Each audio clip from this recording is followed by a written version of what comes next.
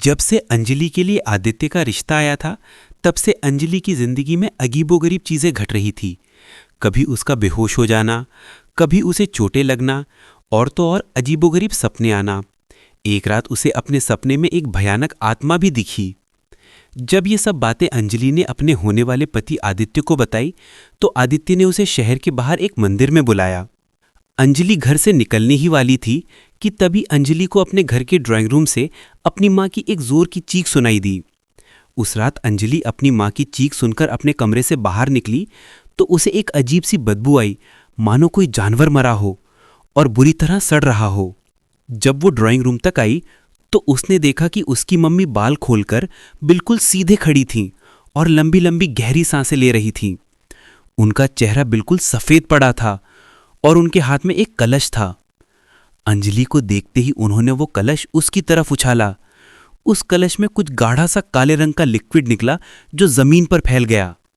अंजलि की मां नीचे जमीन पर बैठकर उस लिक्विड को अपने हाथों से समेटकर अपने चेहरे पर लगाने लगी। जब अंजलि ने ध्यान से देखा तो वो लिक्विड बहुत गाढ़े काले रंग का खून था। अपनी मां का यह पागलपन देखकर अंजलि की चीख निकल गई। उसने घर में पापा को आवाज लगाई, लेकिन वो पूरे घर में कहीं नहीं थे। जब अंजलि ने अपने पापा को फोन मिलाया तो उन्होंने फोन उठाकर कहा कि वो आदित्य के साथ ही मंदिर में हैं और वो जल्दी से मंदिर आ जाएं। गिरते पड़ते वो अपने घर से बाहर निकली और अपनी स्कूटी पर बैठकर उस मंदिर पहुंची जहां आदित्य ने उसे बुलाया था।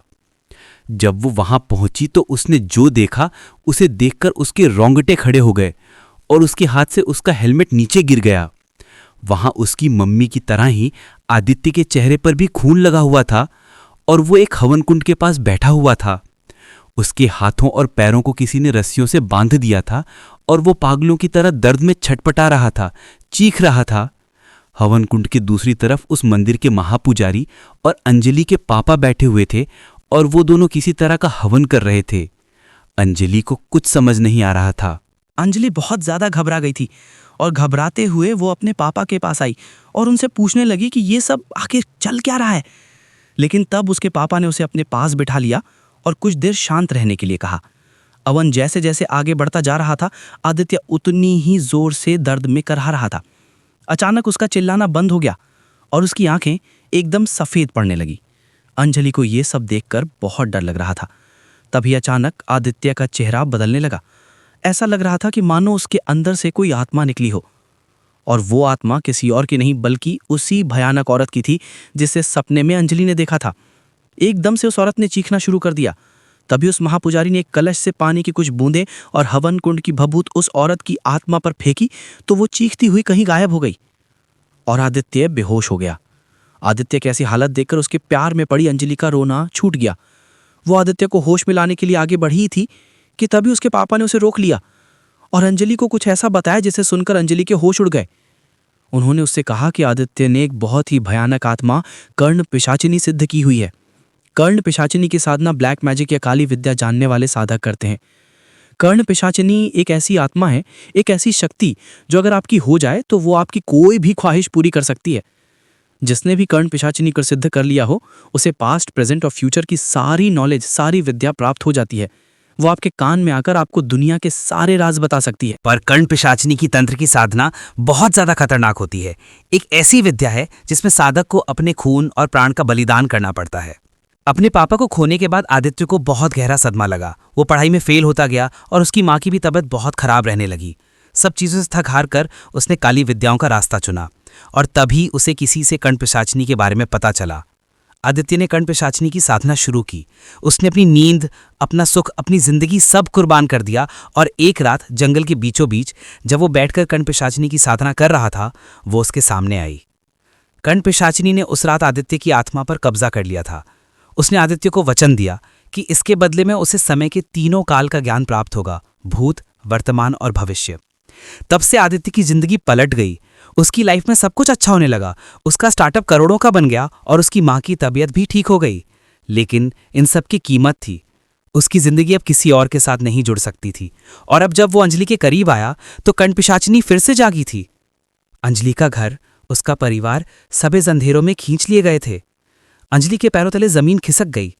अंजलि के पापा ने उसे बताया कि ये सब आदित्य ने ही उन्हें आकर बताया है और वो ये पूजा इसलिए कर रहे हैं ताकि आदित्य और अंजलि हमेशा हमेशा के लिए उस कर्ण पिशाचिनी के श्राप से मुक्त हो जाएं। तभी अचानक से बेहोश पड़ा आदित्य जाग उठा और उसकी आंखें सफ़ेद पड़ गई। उसमें इतनी ज़्यादा ताकत आ गई कि उसने अपनी रस्सी खोली और सीधा अंजलि को उसकी गर्दन पकड़कर हवा में उठा लिया। आदित्य अपने वश में नहीं था। वो बार बार एक औरत की आवाज़ में जोर जोर से हंस रहा था। अंजलि चाह कर भी कुछ नहीं कर पा रही थी। उसे आदित्य के अंदर वही भयानक क्षण पिशाचिनी नजर आ रही थी।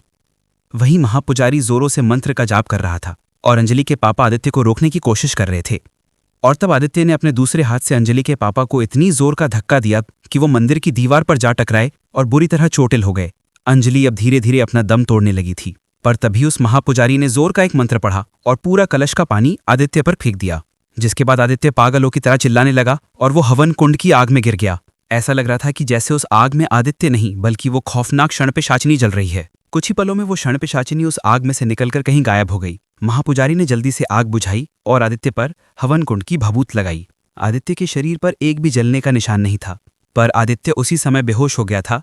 जब उसे होश आया तब आदित्य हॉस्पिटल में उठा। पूरे 10 दिन बीत चुके थे। आदित्य को हवन के दौरान क्या हुआ ये कुछ भी याद नहीं था। आदित्य का एक दोस्त उसके साथ बैठा था। उसने उसे बताया कि पिछले 10 दिन बहुत बुरे बीते हैं। इसी बीच आदित्य की मां की हार्ट अटैक से डेथ हो गई और साथ ही साथ उसके स्टार्टअप का सबसे बड़ा कॉन्ट्रैक्ट भी कैंसिल हो गया था। उधर अंजलि आदित्य से प्यार तो करती थी, लेकिन वो अब फिर से अपने और अपने परिवार वालों को खतरे में नहीं डाल सकती थी, इसलिए उसने आदित्य से अपना रिश्ता भी तोड़ लिया। उस दिन आदित्य को समझ आया कि उस कर्ण पिशाचिनी ने उसे जो भी दिया था उससे कहीं ज़्यादा उससे छीन लिया था।